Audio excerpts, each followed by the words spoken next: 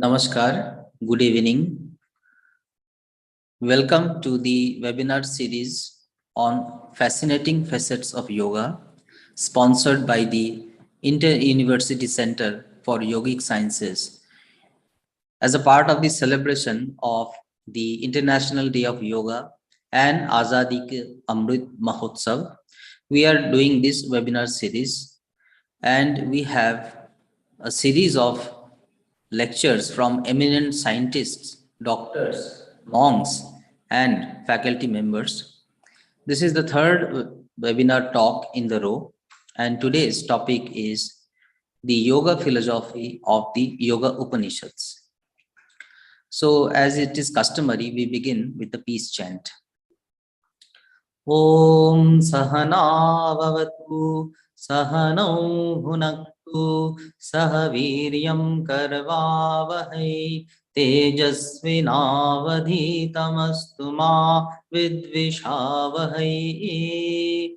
Om Shanti Shanti Shanti Harihi Om. So I will discuss today's topic with the help of a presentation.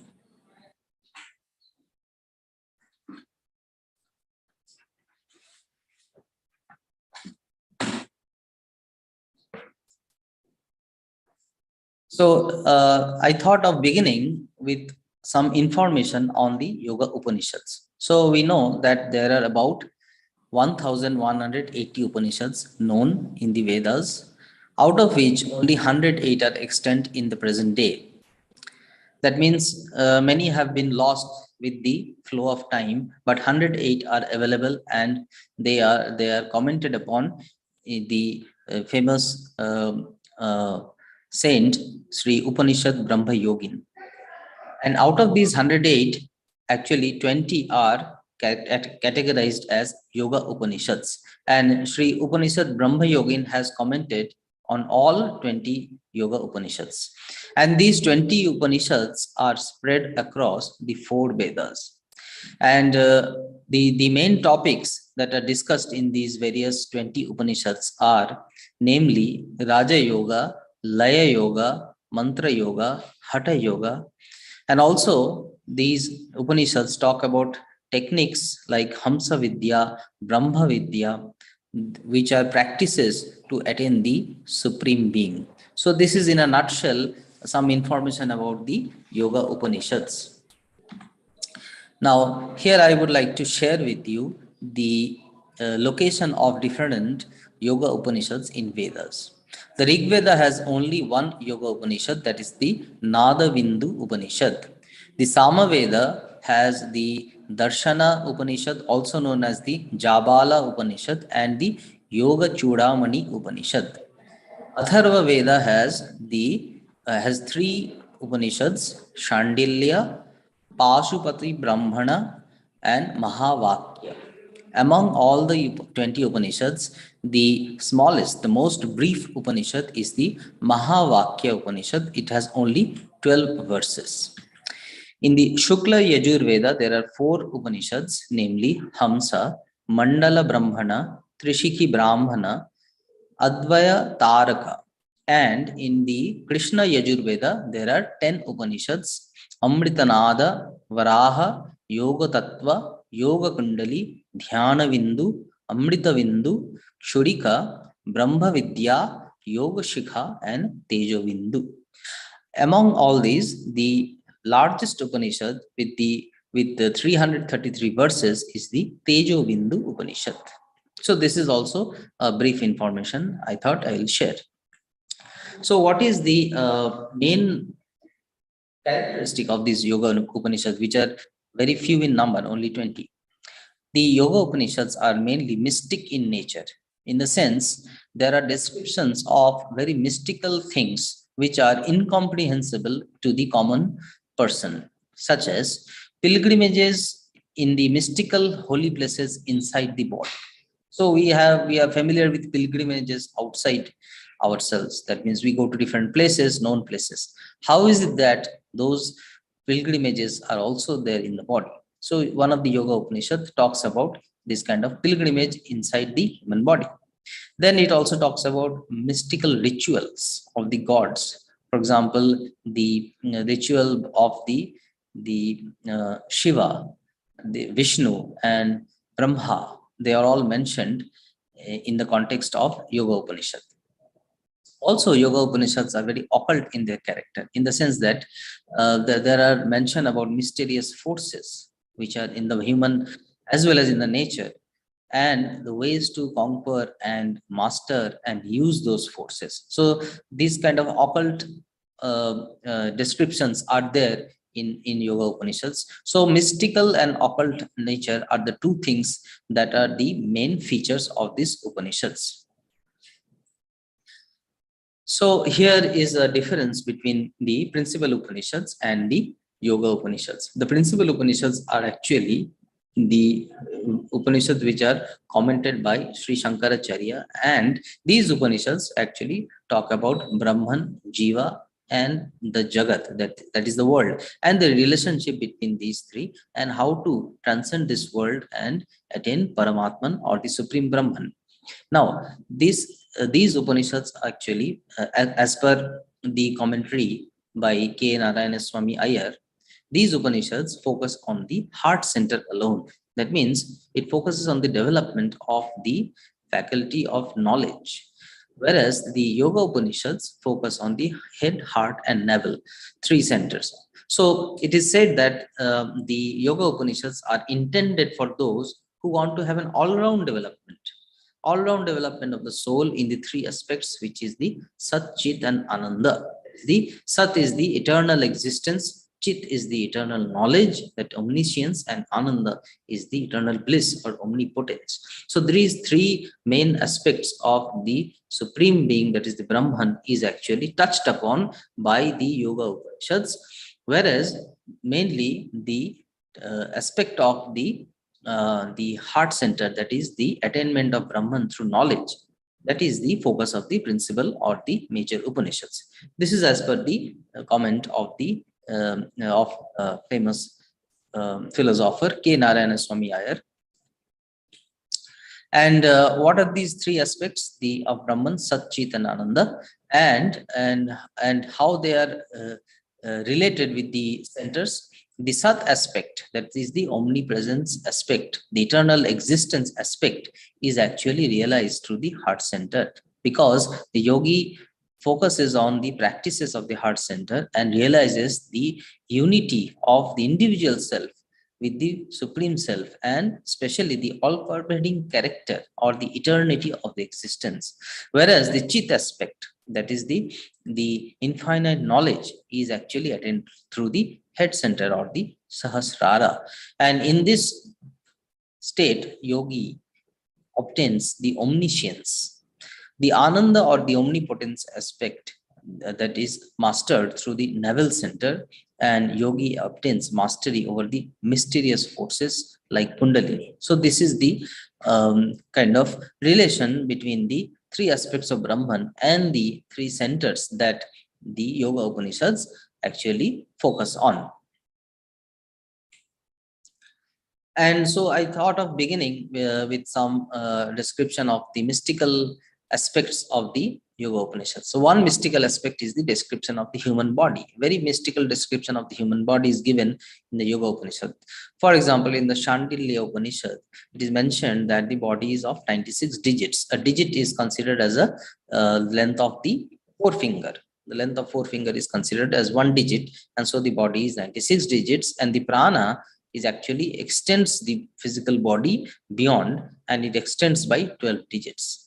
And in our body, there is a center of the body. The center of the body is actually located almost in the center, that is two digits above and 2 digits below the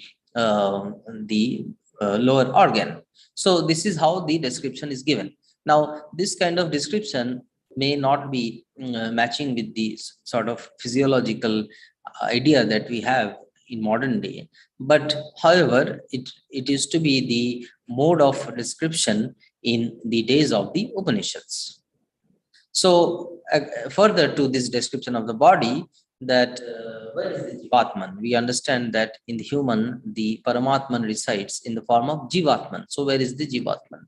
So here the Yoga Upanishad says that it is the center of the body. It is situated in oval form, and inside it is the navel. And in that situated is the chakra with 12 spokes. And in the middle of that chakra, the Jivatman resides. And the Jivatman is actually circumscribed by the prana, that the vital force. So this is where the description says that this is the how the Jivatman resides in the human body. That means at the center, within the center, there is a chakra. These are all subtle things.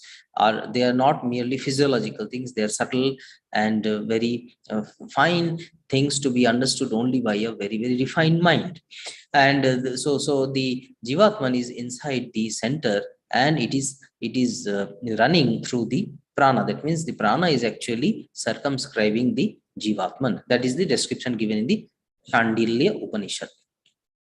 Now, so the prana that is keeping the Jivatman, as it were, is holding the Jivatman, has actually 10 parts, or these parts are called prana vayu. So there are 10 prana vayus. Out of that, 5 are called the principal prana vayu, and the rest 5 are called the auxiliary prana vayu.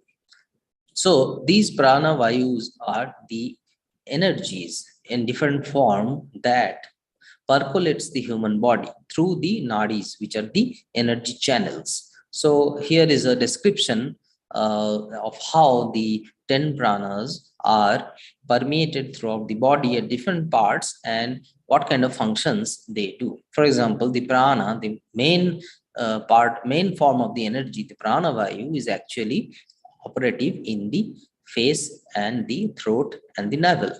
Mukha nasikabhyam pranaha. The Prashna Upanishad says this. So, and then the Vyana is in the ears and eyes and the other parts also. And Apana is the form of vital force which is active in the lower parts. And Udana is the form of the vital force which is active in the joints and hands and legs. And Samana is actually the form of vital energy which permeates the whole body through the nerve currents. So this is how the description of the prana is given in the Yoga Upanishad. That means what it means to say is the seat, that the source of the energy, the prana, is Brahman. So from the Jivatman or the Brahman, the prana is the form of energy which draws and then actually distributes through the whole system of the human body. And then there is also this mystical description of the Kundalini. It is a very invisible and subtle form of energy. It's called the Vaishnavi Shakti. Vaishnavi in the sense the Shakti aspect of Vishnu. That is the Paramatman. And it lies in the middle of the navel, and above it is the seat of the Kundalini. And it is attached to the spinal column and extends through the spinal column to the Brahmarandra or the Sahasrara.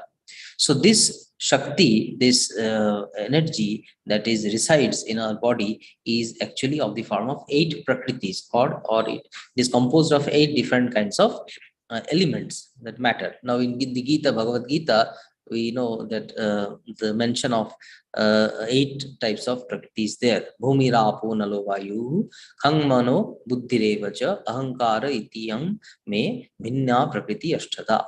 That is, the 8-fold prakriti is mentioned in the Bhagavad Gita chapter 7. And these prakritis form the entire human system. And therefore, it also forms the Kundalini Shakti. And so this Kundalini Shakti is the result of these 8 types of prakriti, which is condensed in the Kundalini. And how this Kundalini Shakti is percolated, the example given is of a Ashwatha leaf. In the Ashwatha leaf, we see there is a main vein. From there are sub veins, and from those there are very fine veins coming out, and from those again fine veins coming out. So giving this analogy, the Upanishad mentions that there are 14 principal components of the main nerves. That is the nadis. That is the Ida, Pingala, Shushumna, Saraswati, Varuni, Pusha, Yashaswini, Vishwodhari, etc. So these 14 are, from these 14 major nadis come other minor nadis or the minor nerves, and from them springs others, and from them springs others. So like this, from fine to more fine and more fine, thus the nerves actually generate and percolate the whole body, and through this the energy of the kundalini actually permeates the whole human system. So this is the another description given in the Shandilya Upanishad.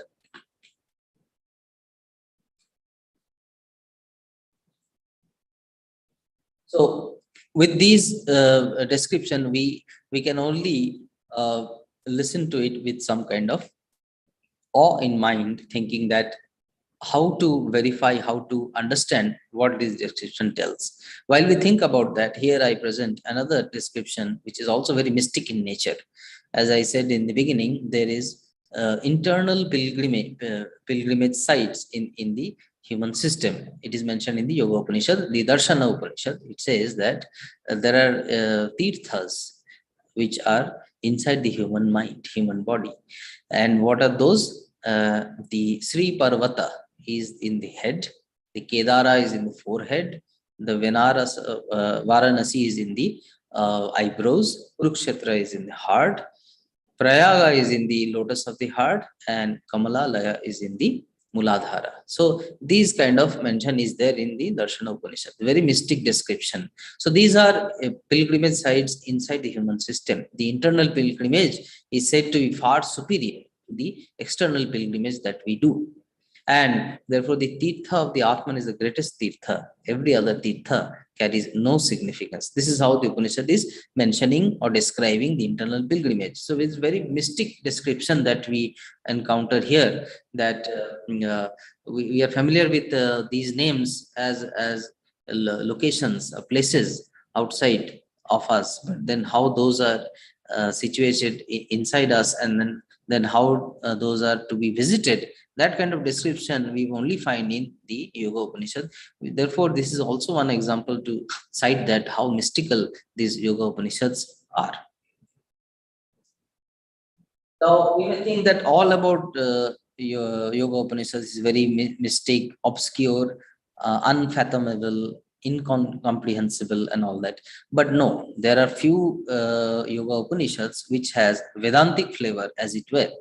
For example, in the Krishna Yajurveda, the Amritavindu Upanishad, the Brahma Vidya Upanishad, and the Tejobindu Upanishad, they all talk about Vedantic ideas like Sadhana Chatushtaya, the Videha Mukti, the nature of Atman, the illusoriness of the material world, and the mode of realization of Brahman. So these are the typical things we find in our principal Upanishads or Vedanta Upanishads. These are also there in certain Upanishads which are categorized under the Yoga Upanishad, because the ultimate goal of yoga is to attain the Swarupa. That is, Patanjali says, Tada Drashtuhu Swarupi Avasthanam. That is the final goal of yoga. So, Yoga Upanishad also touches upon these topics, which is the final goal of any yoga, that is to attain the self. And in particular, these three Upanishads talk actually very detailed about this thing, just like any principal Upanishad does. So this is also very interesting to know that even though they are categorized as Yoga Upanishad, they largely talk about the topics and ideas that we find in Vedanta Upanishads. So it has the Vedantic flavor, as it were. Now, the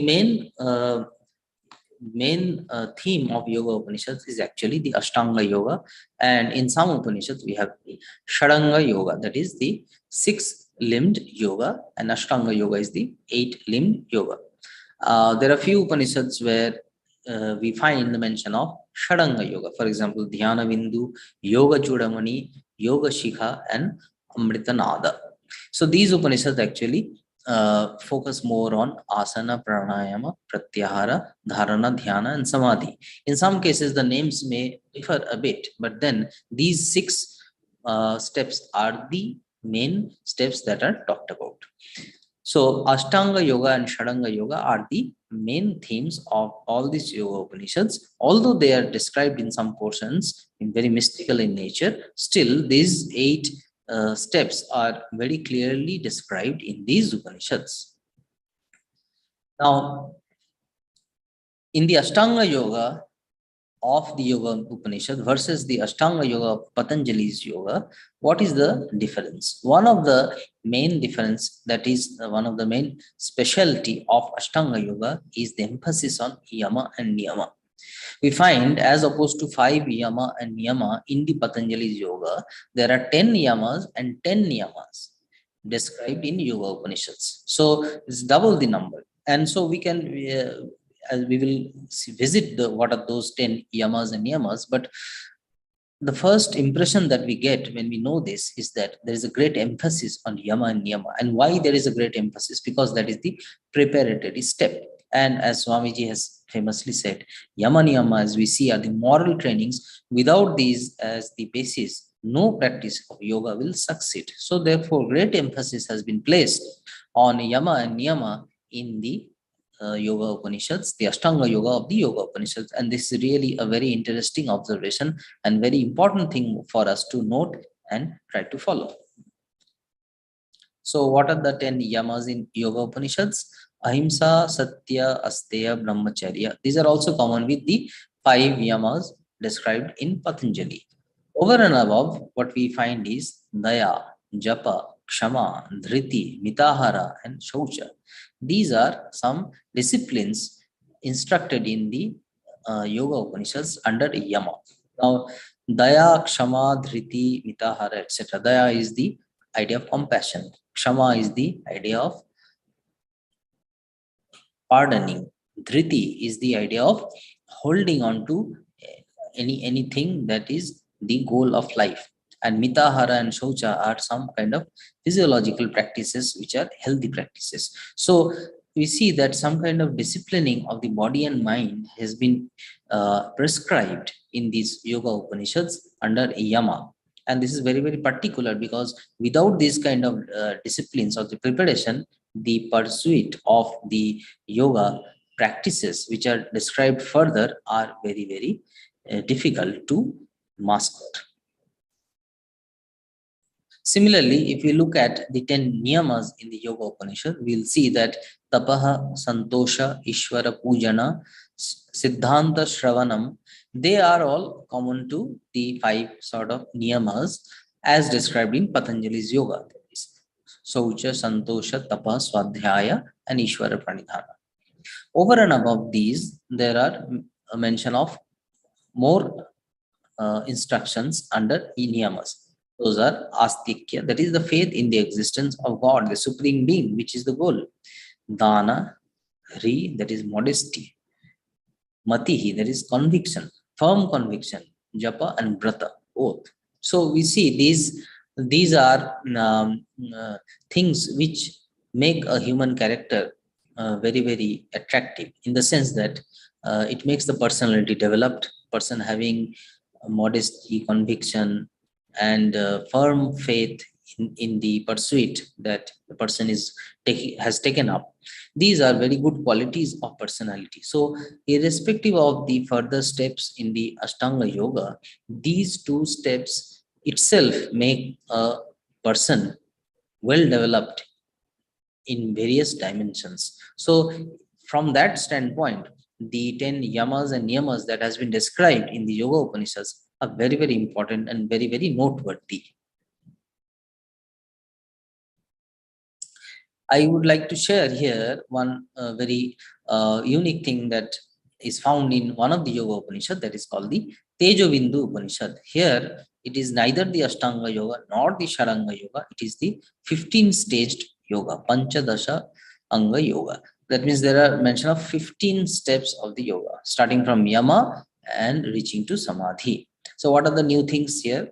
Tyaga, renunciation. Mauna, that means silence. Desha Kala, then Mula Bandha, then Deha Samya, Drik Sthitihi, Prana Samyama, Pratyahara Dharana, they are common. So these are new things which have been added. So dharana, between dharana and samadhi, there is a new step called Atma Dhyana. Then after asana, there is a step called Mula Bandha, Deha Samya, and Drik Sthitihi. So between asana and pranayama, there are three more steps: Mula Bandha, Deha Samya, and Drik Sthitihi. So, and then between Yama Niyama and asana, there are also different steps added, like Tyaga, Mauna, Desha, Kala. So this is a very new thing that is only there in the Tejobindu Upanishad. So 15 steps of yoga, or 15 staged yoga, as it is called. Apart from the most of the Yoga Upanishads talk about Ashtanga Yoga or Shadanga Yoga, only this one is unique. It talks about 15 stages, and the stages are actually fairly detailed in this Upanishad. And another thing is noteworthy in the Yoga Upanishad is that how diseases can be destroyed through the control of breath or through pranayama. And this is very, very important. Why? Because the disease is actually the loss of balance of prana. When the prana, the energy, is not moving smoothly through our nadis, that is where the diseases come. This is according to Ayurveda, and this is also according to yoga. Now, when this imbalance has been restored, we come back to the healthy state. So we call health is swastha. So the state of residing in one's own nature is the state of health. Swa, that means own's nature, and stha, that means being situated in the own's nature. So that is the state of health. So when that state is disturbed, then only we fall sick. We have bad health. We come under the grip of disease. So swastha is the idea of health. So that is why the mechanism of coming back to the healthy state is by the proper regulation of prana. So in the Trishikhi Brahmana Upanishad, dharana is actually described as the process of holding the prana, the vital air, and the mind together. So when the mind and prana are concentrated together, that state is called the dharana. And when that state is achieved, that is the as it were the medicine. That is the key to cure diseases. So here the description goes like this: when the dharana is done on the navel, diseases of the belly are cured. When dharana is done on the tip of the nose, longevity increases. And wherever is the affliction, there, if the dharana is done, then that part is cured. Now, it sounds very, very mystic and very, very strange also, maybe, but is it true? How do we know that what is said here back several thousand years ago is true or not? Can this kind of practice be done? Can this kind of practice really lead to destruction of diseases? Let us hear what Swami Vivekananda says. Swamiji has said, Swamiji is just very near to us in the history than Yoga Upanishads. So, and he is a living history. So, what has happened in his life is actually very, very recent past and is known to all of us. So, what Swamiji says is that each part of the body can be brought under perfect control by pranayama. That means where to channelize the prana, if the yogi knows that, and therefore the yogi can cure the disease in the body. So this can be done consciously or unconsciously. So he says that even health can also be transmitted just like anything. How a very strong man who lives with a weak man will make him stronger, whether he knows or does not know. So it is like health is also infectious, like anything that is not good, like virus or bacteria. Health or good thing is also infectious. That is Swamiji says. So this is possible that we know that Swamiji is the greatest yogi of the modern era. And when he says that, and he has done this in his life, and says with firm conviction, so we can also believe that whatever has been mentioned in the Yoga Upanishads is true and doable from the words of Swamiji. And the Yoga Upanishad also tells a very mystical thing, a way to attain the Supreme Being. So all that we know, the Ashtanga Yoga has very many steps, and within each step there are so many practices. And what is the final goal? Final goal is the attainment of the self, Swarupe Avasthanam. So here the Yoga Upanishads gives a direct way, as if bypassing all the intermediate steps of Ashtanga Yoga and the various practices within each step. That is called the Hamsa Vidya. Hamsa Vidya is a particular type of meditation, pranayama and meditation, which is actually the Upanishads say that through this a human can attain the supreme being. So what is the idea? The idea is this: the Atman is actually the source of knowledge. Atman, the knowledge of Atman is that which removes illusion and darkness. So that Atman is likened to the sun. Sun is the Lord of the Gayatri. So sun is likened to the Atman, and so therefore the Ajapa Gayatri is a mantra which actually is adoration of the supreme being through the sun. So how is it? How it works? Here is the description. So on an average, the human breathes 21,600 times in a day. How this calculation comes? On an average, 15 breaths in a minute. So 15 into 60 into 24, that figure will come as 21,600. So there are 21,600 breaths in a day and night put together. And this one breath is called the Hamsa. And Hamsa is a very mysterious word in the sense that it has two words, Ham and Sa. So the Ham is actually the Aham. From the Aham, we remove the A, we get Ham. And the Saha, that means that. Saha means that. From the Saha, we take the Sa. So Ham, from the Aham, we take Ham, and from the Saha, we take Sa. And put together, it becomes the Hamsa. Actually, it means Aham Saha or Saha Aham. That is Soham. That is I am that. That is the Vedanta Vakya. That is the Mahavakya. I am that. Soham. So that is actually converted in another way. It is called Hamsa. That, when repeated with every breath, becomes the Ajapa Gayatri. That means muttering the Ajapa Gayatri through every act of inspiration and expiration, which is natural.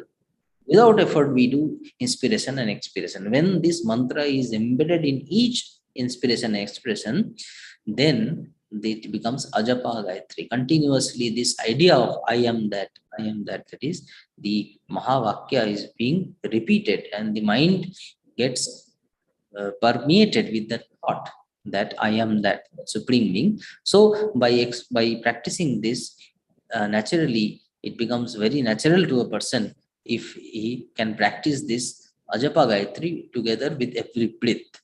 And naturally, without effort, one can do this. And therefore, by prolonged practice of this kind of Hamsa Vidya, one can attain the knowledge of Paramatman. So this is also something is very gives us a lot of hope, that the complicated steps of asana, pranayama, pratyahara, dharana, dhyana, and samadhi may not be doable because the conditions that are required to do those in a proper way may not be available with us all the time in the present times. However, the Yoga Upanishads also talk about very simple techniques after the preparatory steps that can lead to the knowledge of the Supreme. So Hamsa Vidya is one such. There is also the Brahma Vidya, and there are certain more techniques described in the Yoga Upanishads. So here we present one of those. So if we put together all the findings that was briefly presented here, we can say that yes, we know very less about Yoga Upanishads. Why? Because they are very mystic and occult in character, and it is therefore not meant for all. The descriptions given in the Upanishads are very complicated, and the way they are described are basically not very clear always. So, and the descriptions given are also very occult in nature. So, therefore, it is not good that everybody knows it. And the secret practices which confer power and other kind of developments are also there, which is not meant for all. So rather it will be fatal if everybody comes to know all these things indiscriminately, and therefore these are actually lesser known.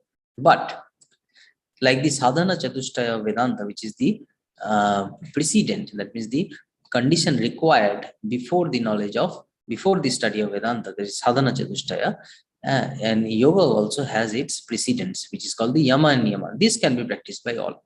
This can be done by all, and this is actually should be done, as Swamiji says. Without this, no yoga can meet success.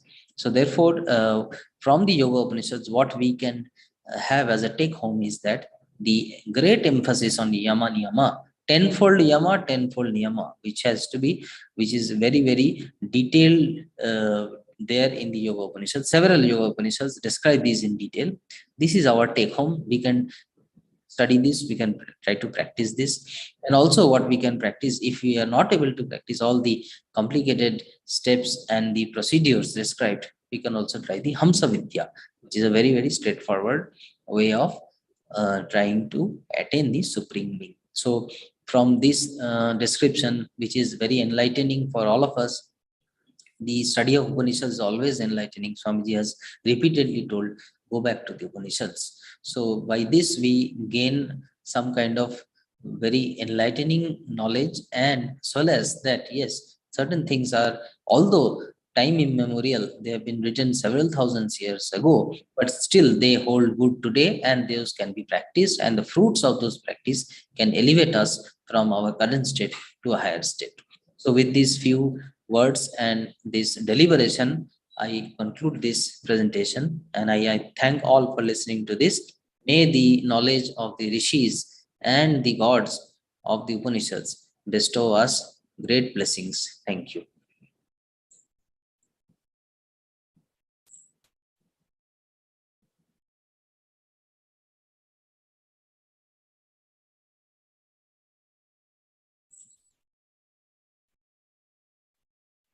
Om Shanti Shanti Shanti Harihi Om Tat Sat Shri Ramakrishna Arpanamastu.